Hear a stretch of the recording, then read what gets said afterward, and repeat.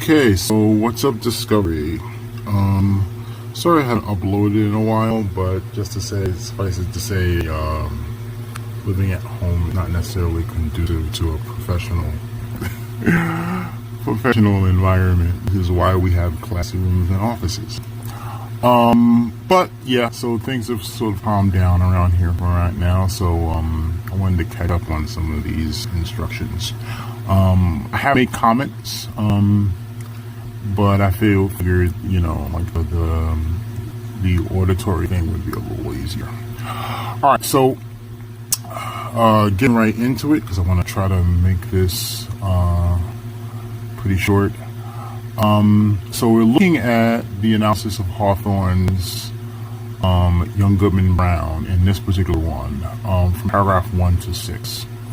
And the primary thing that we're looking at is exposition. And again, exposition being exposition of characterization, as well as exposition of setting. And again, for the most part, we're not concerned, and I'll keep saying this over and over again, not concerned about like Young Goodman Brown as a character, more so Young Goodman Brown as an archetype, right?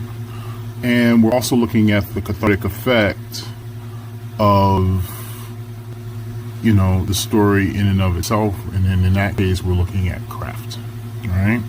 But other than that, stories in and of themselves, characters in and of themselves, they're fictional. They don't actually have any lasting impact other than archetypal meaning, and then other than cathartic effect. All right, so on the annotation part, you're just pretty much like just going through and and basically like highlighting a certain section and making a comment. As always, those are being based off of a rubric. So looking at evidence. So, how detailed of a reading or an accurate of a reading are you doing? As well as reasoning, like what kind of connections are you making? And this is both towards between sentences as well as to your understanding of the literary devices. Okay, so going into Young Goodman Brown, we'll bring up so we're at 3 minutes. But going into Young Goodman Brown, we're going to go through, like I said, 1 through 6, and for the most part, we're going to be looking at how they are developing the character, which is exposition of setting, and how they are developing the setting also, which is exposition of how to develop the character, which is exposition of characterization, how they're developing the setting, which is exposition of setting. But for the most part here, it's characterization. When we get to Salem Village, I want to talk about setting in a little bit. So first thing that I need to do really quick, and I should have done this off camera, is save as. So we have that original, and we're going to save this as a model online.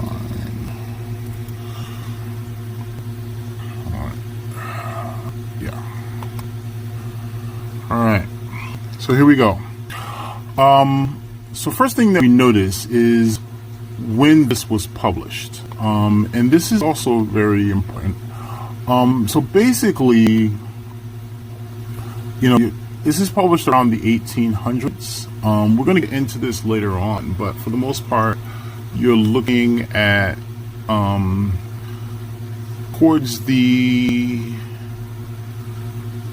you're looking at like the Romantic era, but towards the end of the Romantic era, and we'll get into that a little bit. We'll get into that a little bit more.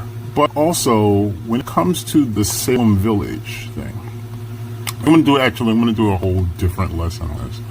When it comes to the Salem Village thing, there's there's something in terms of the zeitgeist that he's covering here, especially when it gets into this idea of Puritanism. All right, so it says young Goodman Brown came forward at sunset into the street at Salem Village, but put his head back after crossing the threshold to exchange a parting kiss with his young wife. Right?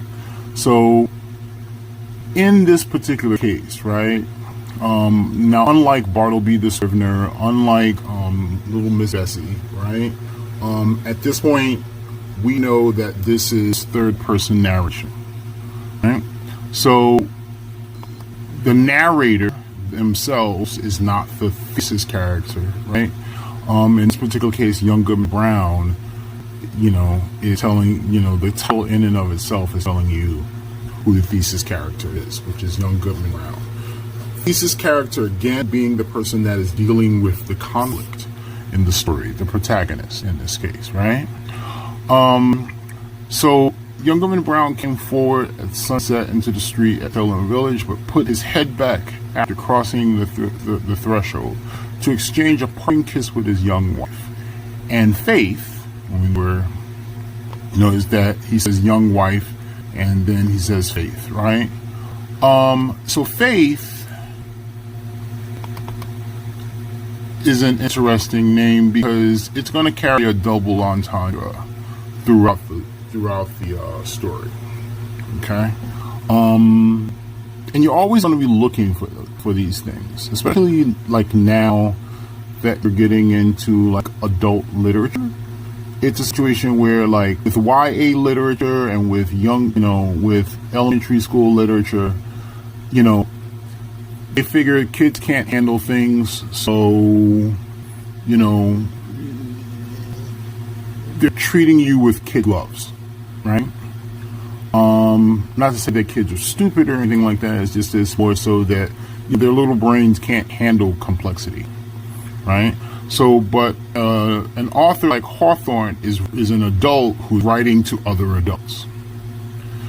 So there's going to be a lot more implicit things that he's just going to go ahead and do his thing.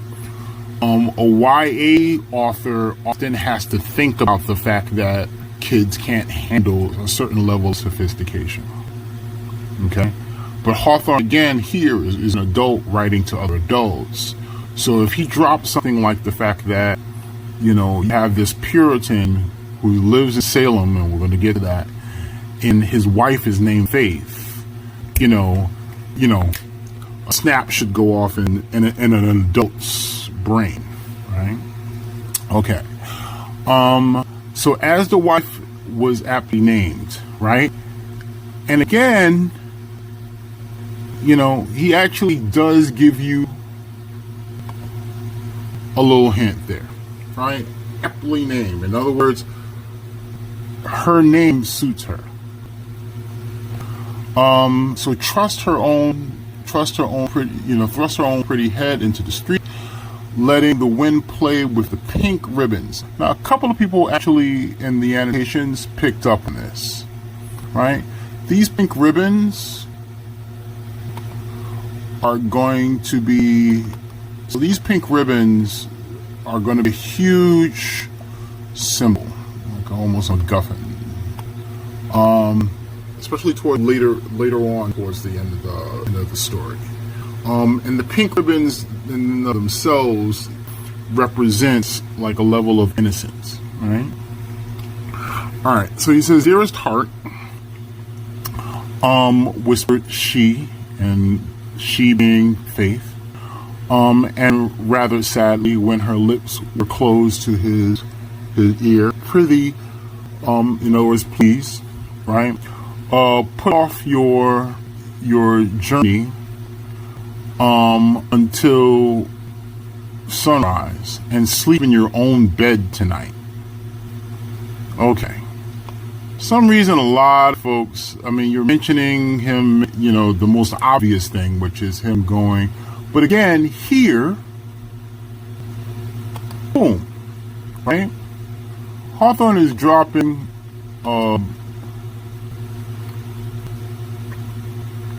massive hint about like what's going on here, right? So his wife, in capital letters WIFE, is asking her husband to sleep in his own bed tonight. Nobody made this. I don't really understand how this is like missed. Sleep in your own bed tonight, right? So he's leaving out at sunset and not coming back until morning, right? And his wife is saying, please sleep in your own bed tonight. All right, so a lone woman is troubled with such dreams as thought that she is afraid of. People mention this part, right? That she's afraid because she's having dreams, right? But the big thing here is sleep in your own bed tonight. Let me capitalize. Own bed, right? Rather than italicize. Own bed, right? Pray tarry with me this night, dear husband, all nights of the year. My love and my faith, right? This is pretty much pointing to the double entendre, right? So being that fact that faith represents both his wife as well as his belief. Okay? So she has two meanings in this story, right? She has a meaning as his wife, and then she also has a meaning as his beliefs. She says, reply, young Goodman Brown, of all nights in the year, this one I must tarry away from thee. My journey, as thou callest, forward and back again, must needs be done twixt now and sunrise. What, my sweet, pretty wife, cost thou doubt me already? We but 3 months married, right? So doubt me already, we but 3 months married.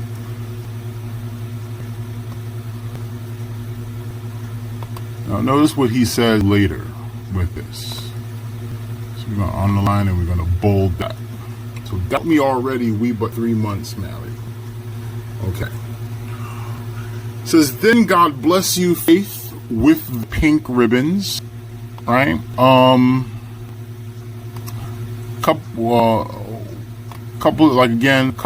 Some students actually did mention this, but like one person actually mentioned the fact that, he brought it up again.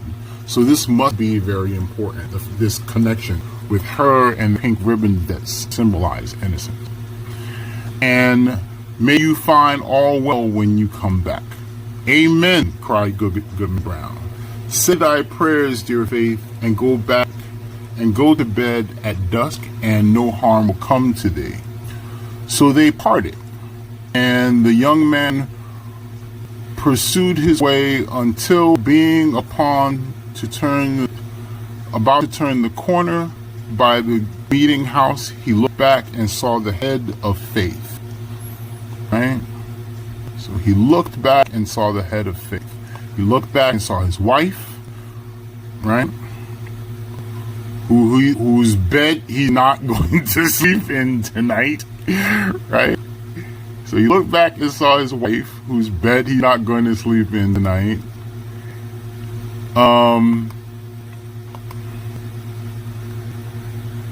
And he looked back and saw his faith, his belief in morality, right? Still peeping after him with a melancholy air, right? Which was concerned, in spite of her pink, her pink ribbons. Third time that these pink ribbons are mentioned.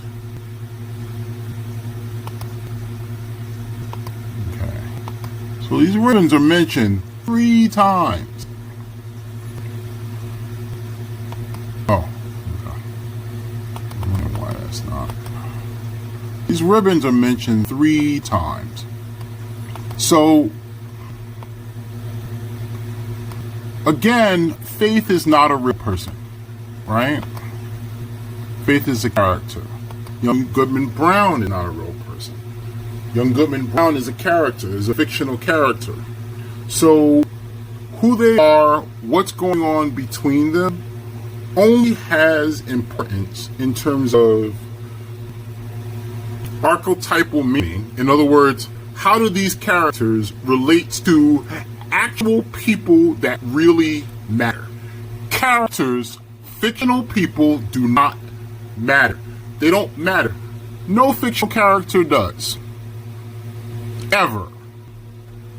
Right? They only have significance in terms of how they relate to actual people whose actual lives actually matter. Right? And this is called archetype meaning, because there's about 8 billion of us that these characters and this situation, and the other thing is the exposition between characters, right? So their relationship is archetypal. So Young Goodman Brown is archetypal, just like any character is archetypal. Any thesis character is archetypal. Faith is archetypal in terms of any non-thesis character is archetypal, right? And their relationship is archetypal, right? So you can see actual people who actually matter of the 8 billion of us who represent Young Goodman Brown. You can see actual people who actually matter that represent faith. You can also see of the 8 billion of us relationships, right, that actually matter, that represent what's going on between these 2 fictional characters, right? So what you see on the page doesn't exist. The people you see on the page don't exist. Real people actually do exist, and the reason why we've told stories for millennia is because these archetypes actually do repeat themselves in real life. Okay. Alright, so that being said, right, as we're reading, yeah, there's what's going on explicitly in the story, right? And we got to keep our understanding within the confines of the story. But we're constantly thinking about how this represents archetypal life. Okay? And then on top of that, catharsis. Looking at whether or not Hawthorne knows how to tell an entertaining emotional story. Okay, so just looking at paragraphs 1 through 6, so I got about 10 minutes left. Just looking at paragraphs 1 through 6, keeping that in mind, right? We have Young Goodman Brown, who is a husband. So I'm gonna go back to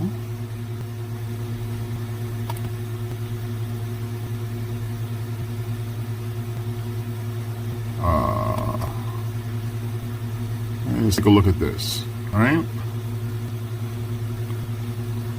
So you have Young Goodman Brown, and Young Goodman Brown himself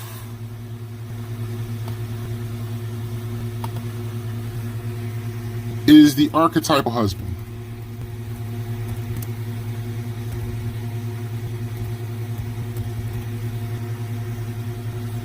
Right? So Young Goodman Brown himself is the archetypal husband. Right? And again, all this archetypal stuff goes into the what? The introduction. Right? So characters themselves go into the body. Younger Brown, and so you know that somewhere in your introduction you're going to be talking about, husbands, right? Now, so that's the comment that I'm going to put there. Again, we're going to come back to Salem Village later in a different assignment. But it is important. So we'll highlight this really quick. And he's making an allusion to something. I'll make a note for that. All right, so he put his head back. So the other thing that we're looking at is to exchange parting kiss with his young wife, Faith. So we already said Faith is a double entendre.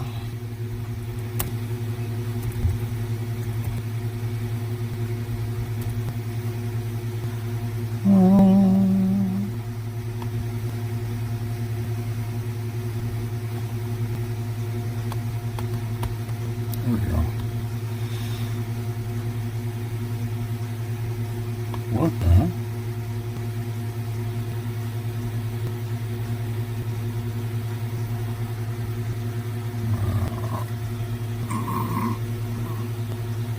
I don't know why it's doing that. Okay. So we know that. Okay, let's edit that. We know that she represents his wife as well as his belief system. Right? And that's going to be important for later on in the story. Right? And she's going to carry that double. So everything he says about her has that double meaning. Okay. 8 minutes. So he says, dearest heart, right? We know that there's the pink ribbons, and that represents innocence. Her innocence, more importantly.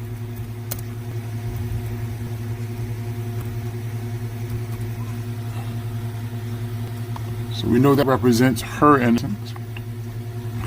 And the fact that those pink ribbons are mentioned 3 times is very important. Right? We know that he ain't been sleeping in his own bed.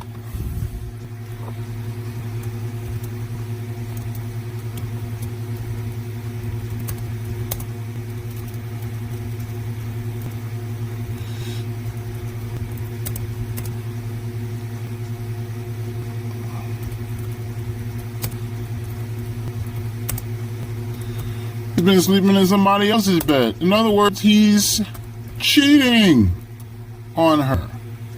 So that makes him a cheating husband.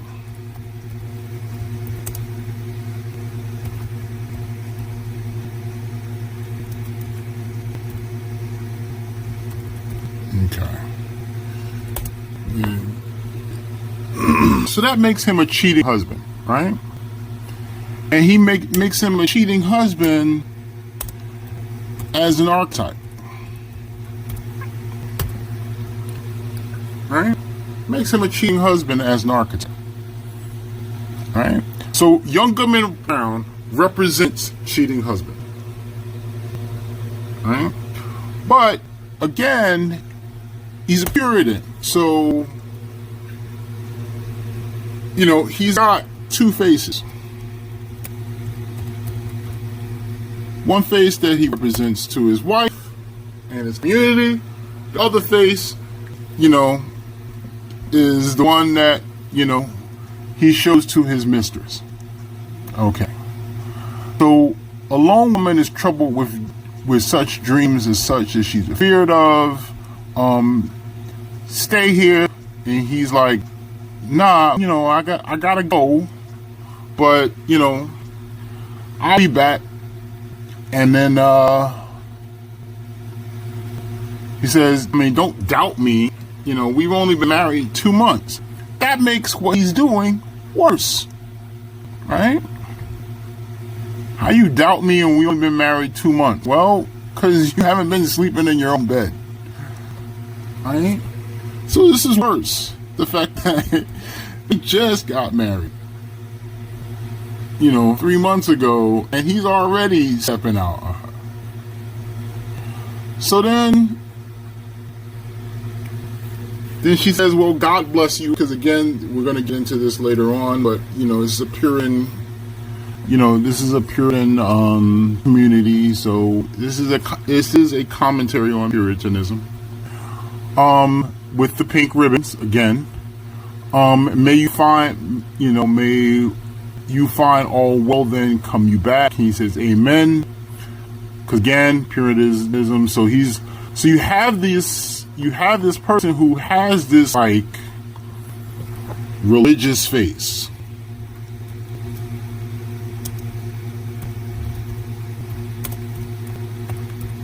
Right? This religious face. Right? But at this point, we know what he's about to go do. Right? And so they parted, and young Goodman Brown pursued his way until, being about to turn the corner, right? Now, like in action, right? Hawthorne is like, okay, I need to show that he's feeling a little guilty about what he's about to go do. Right? Looked back and saw the head of faith, right? Still peeping after him. Right? So this is Hawthorne using action to show this conflict. Right? And it's an internal conflict. Right?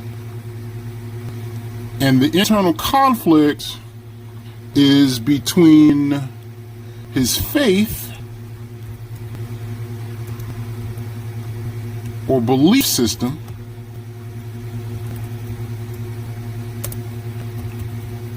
and his desires.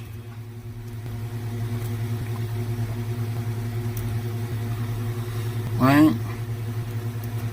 And we're going to add something to that once we encounter the goal. All right? So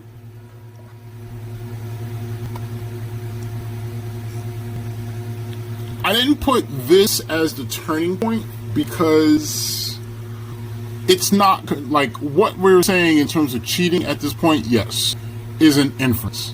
A pretty strong inference given that, right? Sleeping in your own bed, 3 months married, him turning back and looking at her and, and she looking all sad and everything like that. She gotta know, right? In spite of her pink ribbon, so she's all innocent and he's not. He's about to go do the dirty, right? So, in terms of that, right, the story in and of itself has an internal logic. And so the inference is made out of the portions of information that we have. But you have to read the text carefully and pick it apart to make those inferences. All right. Well, hopefully this has been useful. Take care of yourselves, stay healthy, and I'll see you in the next one.